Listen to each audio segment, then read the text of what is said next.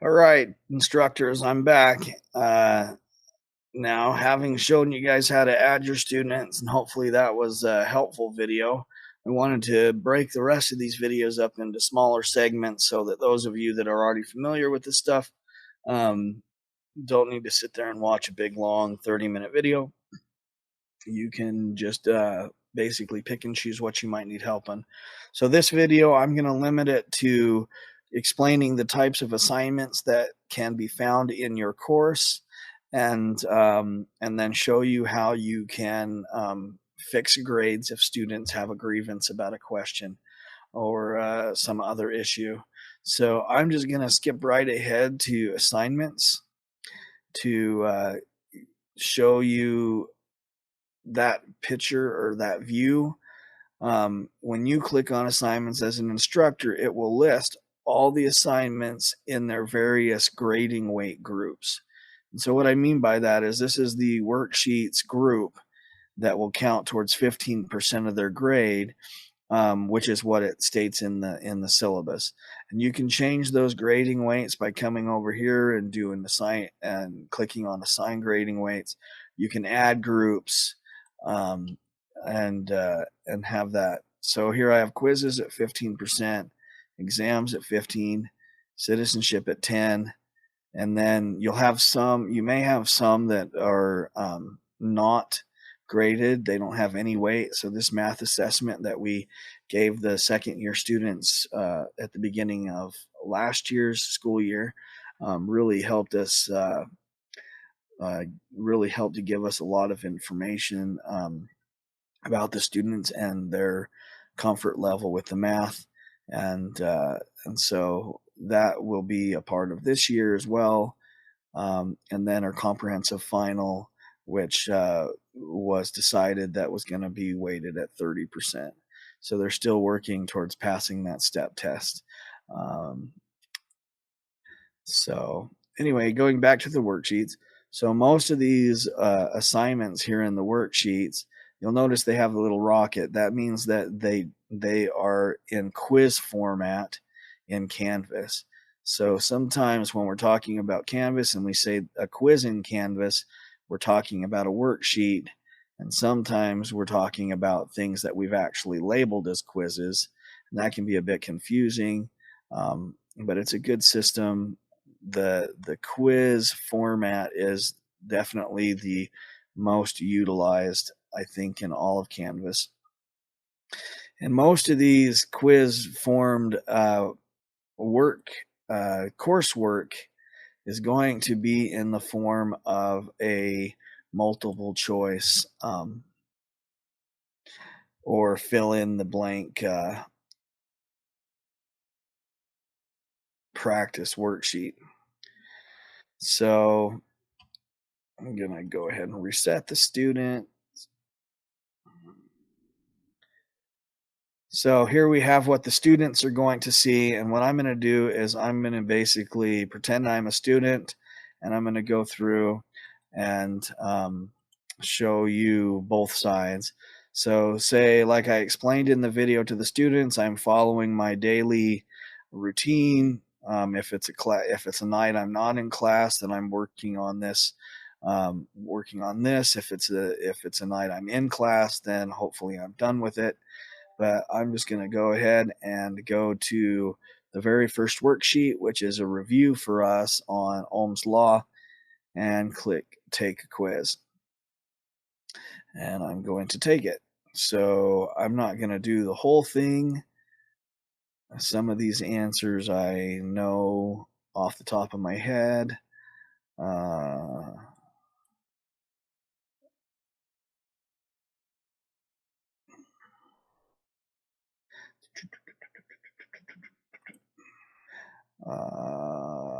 Without having a calculator out, but I wanted to get down to one of these fill in the blank questions. Conventional current flow theory state that current flows from the most positive point to the most negative, right? Uh-oh, so I jumbled some words, or I jumbled some letters, and it's not spelled right. So hopefully when they do that, they'll see that red underline and they'll try to spell it right. we're just going to leave it that way, and we're going to leave the rest of these blank. It's going to tell me I have 9 unanswered, but I'm going to submit anyway, and it's going to tell me what my grade is. So I got 5 out of 15, and it says right, right, right, right. And then the first one I didn't answer says unanswered, and then it is listing that question 7 is incorrect because they don't have the correct spelling. And this is one of those things that teachers have asked me about that's really frustrating. I spent hours and hours and hours going through these types of questions and providing as many examples of how it could be answered. So some of them have about 10 different ways they can be answered.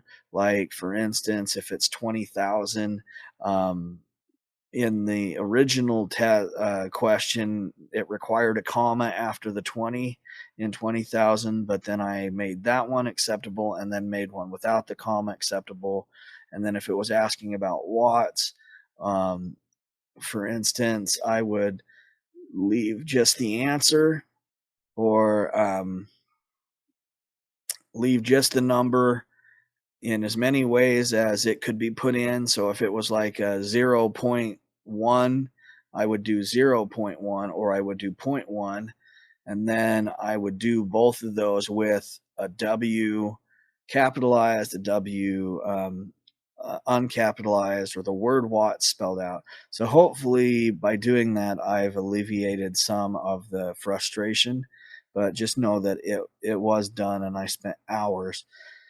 Now, having said that, I could have spent days. I could have spent almost weeks going through all the questions, and I didn't have that kind of time. So you will have some situations where you may have to go in and give credit for something like this that's just misspelled, or some other bogus question. They're mostly new test banks, so we're bound to find some. So, anyways, the other type of assignment I wanted to show you is also in quiz form, but the answer is in the form of an essay question. So it's not going to let me do it because I haven't published that part. So let me leave student view, and I will go publish that whole dang module, since that's what it wants me to do. And when you publish a module, I wanted to show you, you can hit this publish button at the top of the module, and it'll publish everything. But just remember, you want to backtrack and unpublish the Unit 6 plan that says do not publish. It doesn't have anything in it that's really bad. In fact, this one doesn't have anything in it, but for the most part, it'll have a link to a printable lesson plan template that you can use to help you form your thoughts and prepare for your lectures. And then there's some other notes. Since this is my own personal course, I didn't include those. So going back to the assignments window so I can show you this other type of assignment. The electrical safety worksheet for tools, I didn't have any questions that I could use for a multiple choice. And so what I opted to do was just embed the videos for them to watch, and then just ask them, if I click on take a quiz, just ask them to write a question. So we can start building question banks on safety. And if the question is general enough, then it won't matter if the video changes. So in this particular year, we're talking about tool safety. It looks like I have a little editing to do. And so they could watch the videos and then write a question. It could be something stupid like, what is a screw driver used for? And punctuation and stuff isn't terribly important. And then you can and then they have to provide the answer. Drive screws. Simple enough. and then they just hit submit, and this is actually an essay question. And what they'll get is it'll say a 0 initially, and then it'll just say that some questions aren't graded yet. So as simple as that. The other types of assignments are going to be like graded discussions, and those are actually graded the same way through the speed grader. So in my to-do list, it says here I have a graded electrical safety worksheet to grade. So I can just click on that. And when I do, it'll bring up that submission. Whenever you're in student mode, you act as the test student.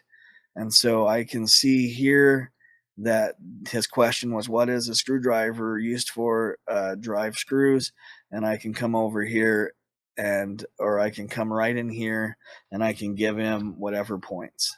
And that is completely up to you. If you feel like it's a valuable question, then you can give them full points, and you can grade that. It was my intention just to give him all full credit just for participating. You could even write under here, great question. But once you get that grade in, all you have to do is hit update score, and it'll move over to here, and that will be their official grade for that assignment. Now, say that there is a question, like the person says, hey, I misspelled this word, can you go in and fix it? How you would do that is very similar. You can go in to the assignment itself, hit the speed grader, and then find your submission. So in this case, it's the test student. So I just hit the back button to the test student because I know he was first, or you can do the drop down and find him. Find the test student, and right there is his submission. And you can scroll down and you can see, oh, look, hey, all right, he didn't answer that one, but here it is, the wrong spelling, and then you can give him the right spelling, negative, and give him the points, just the same as you did in the last one. And then once you do that, you have to go down and hit update score, and it'll update a score to a 6 out of 15 or whatever. So those are the ways that you would grade. You would fix somebody's quiz formed assignment, or grade an essay question. And then later on, because it doesn't really apply to everybody, we'll go over rubrics in another video. So anyway, thanks for your time. Hopefully that was short. I bet it wasn't under 5 minutes, but anyway, we'll move on to the next topic.